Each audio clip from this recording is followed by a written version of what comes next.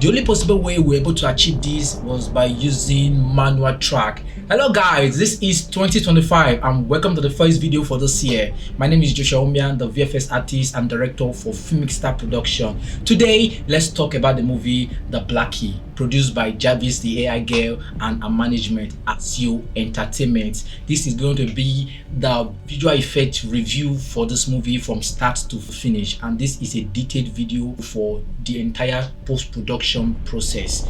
Alongside me, I have another person than Joseph Pedrozi, who is going to be doing this review together with me. I'm Official Pedro Banin. It's good to be back again. And the title of the movie is The Blaqie. It's sweet. Just for the fun. Anyways, guys, please turn off for me. Everybody, turn off. Watch the movie in the YouTube. Thank you. Yes. Ciao. If you have not watched this movie, you can check the description of this video and the link will be there. Don't forget to follow this channel. We are the creators of the Agbonze Flash, Nigeria Flash and Rise of Zeros and other creative content. Don't forget to hit the subscribe button so you can get more notification when we post new videos. For the post-production, we used Premiere Pro, Adobe Premiere Pro, linked to Adobe After Effects. This is the entire sequence for the movie.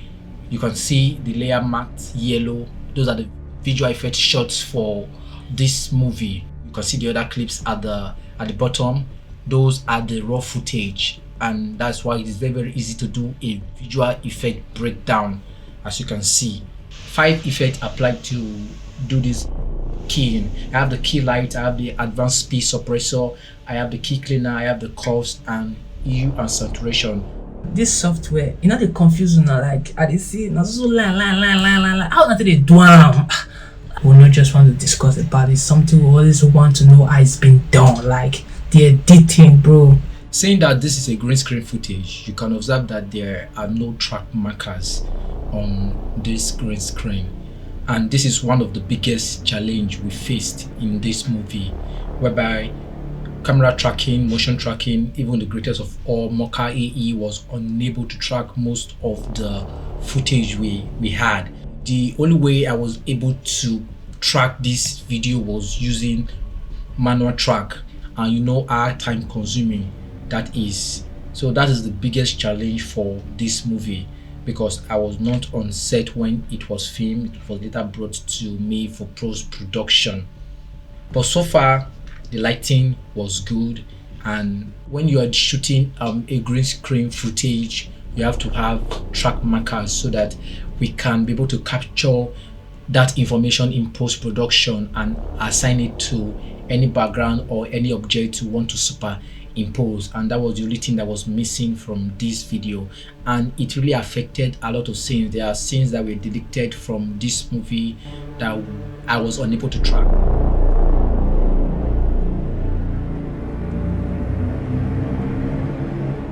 Then for the scenes that are very important to tell the story of this movie, I just have to take the pain to ensure that I was able to do justice to it. Yeah, for the pre-production, I think A Aiso Entertainment did very well, and the guy also filming also tried, like they did well. I really commend them for the shooting, even though the visual effects artist was not on set. Bro just did move camera with full confidence for green screen when track markers not there. If you check around the body of Javis, you can see the background is interfering with the green screen, so we just have to do extra marks on top of the key. As you can see, there are tons of mask layers right here and a lot of keyframe after doing the green screen, and I was unable to rotoscope. It took us time. I think the entire time for the post-production took almost a month plus, or under a month. I can't really recall anymore, but we were able to achieve certain things. So we have to add different layers of masking to each footage to be able to balance it.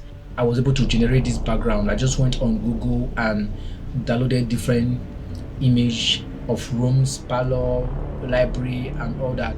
I superposed this image together in 3D, make them 3D layer, and I was able to give it the rotation and placement that it needs. There are no track markers on the footage, so how were you able to track them? What I did was to use objects in the foreground to get the movement of the camera. So I was tracking the TV, the chef, and part of the green screen. For the parts whereby there were no object to track, what I did was simple. I added contrast to the background and I did manual track. You can see how difficult that process is.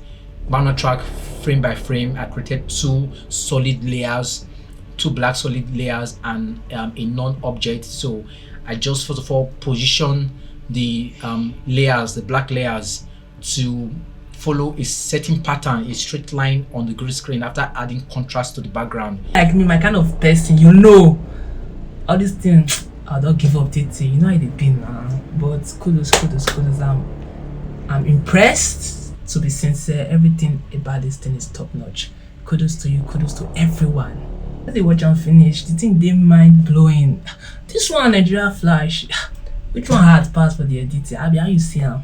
Nigeria Flash is way more harder than this, and that's why you see I've not been able to do any much VFX video, because the time process, the stress and everything is time consuming. This is more of green screen. This has to do with just keying the background and masking. Nigeria Flash has to do with compositing and manipulating of a lot of scenes, masking, tracking, matte painting, lighting. You understand that is a whole lot of process, and that's why you see since then we have not been able to do anything that has to do with visual effect, because we're just trying to be careful. My advice to a lot of content creators out there is very, very simple when it comes to green screen. If you want to film on a green screen, you have to have a tripod. If you don't want to use a tripod, then you have to make sure you have to have track markers on the green screen, on the background of the green screen, so that when you move your camera, when there's any motion in the post-production, we can be able to copy that motion of the camera movement in post-production and assign it to any background you want to assign it. Thanks very much for watching this video. It was awesome so far. After watching this video, you can rate me on a scale of 1 to 10. So how did you find the post-production? How did you find this video from start to finish? And don't forget, we are also having a lot of movies coming out soon. Yeah, like The Second Dimension and The Rise of Zeros Part 2. And the reason why there's a delay, you understand, movies like this take time because of the creativity, and most time we shoot without even having an idea of how the post-production is going to be. So when we get to post-production, that is when we start building ideas and start building collective effort on how to achieve something great. We've lost a lot of system to the post-production of many of our movies like A Aiso Flash, Nigeria Flash, Rise of Zeros. Now we are trying to be more careful on doing things when it comes to production. And if you also want tutorials on anything, you can leave that in the comment section below and I will review it. For this year, I have a lot of time this year, so you can ask your question, you can drop your video on demand, you can become a channel member to enjoy more benefit. Thank you everyone coming from any social media, TikTok, Instagram, Facebook and YouTube here. I want to say a very, very big thank you to every one of you so far. This is Filmic Star Production, the VFX talent here in Nigeria.